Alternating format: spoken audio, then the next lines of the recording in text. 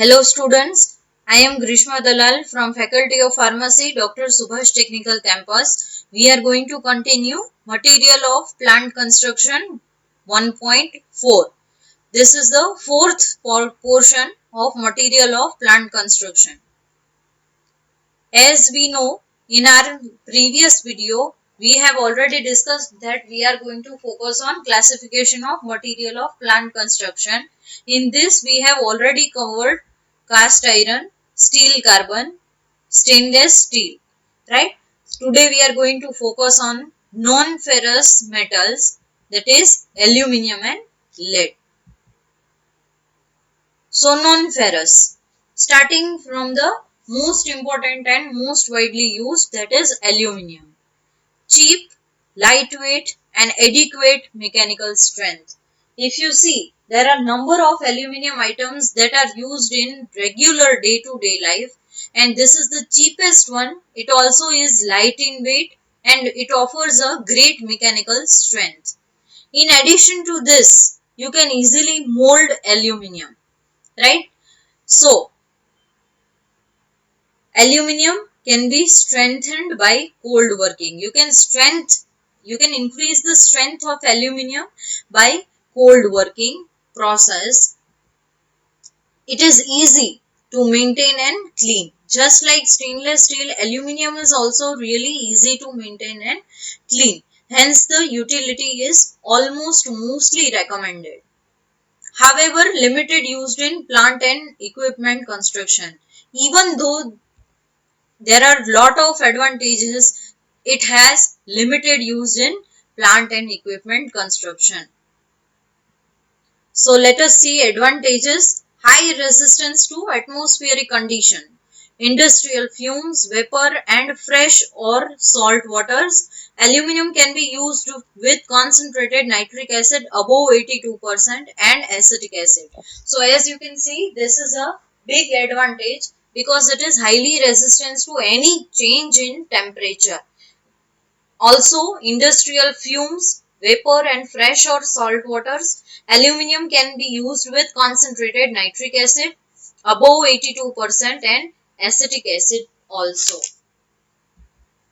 Second advantage, thermal conductivity of aluminium is 60% that of pure copper. As you can see, thermal conductivity of aluminium is 60%. But there are also some of the disadvantages, like the mechanical strength decreases greatly above 150 degree. If you increase the temperature above 150 degree, then you will lose the strength. Aluminium cannot be used with strong caustic solution. You cannot use any strong caustic solutions. Many mineral acids attack aluminium. Mineral acid can highly affect aluminium. Oxide and hydroxide films are formed rapidly when its surface is exposed. Normally, this film is thickened by chemical and electrolytic means. This provides so-called anodized finishings. Now, if I repeat the last point, oxide and hydroxide films are formed rapidly. So, because of these films that are forming, it can lead to the surface exposed. Normally, this film is thickened by chemical and electrolytic means. These provide so-called anodized finishings. This is not good for aluminium. Uses: a super grade is preferred for food and pharmaceutical use. Aluminium of super grade are widely used in food factories. It is used in many heat transfer applications. These are used as meat storage containers. You must have seen in many different food factories or companies that use aluminium as their container widely. Also, aluminium, because it is non-toxic to microorganism, it has considerable use in biosynthetic process such as production of citric acid, gluconic acid and streptomycin by deep culture methods. It is most useful for construction of containers, namely drums, barrels, rail tankers, etc. Next is lead.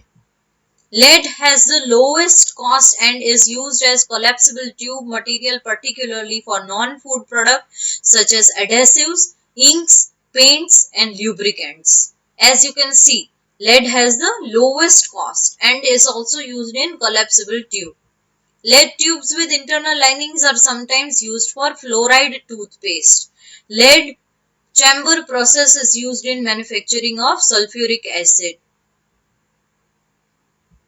Disadvantage: lead has low melting point and hence possesses poor structural qualities.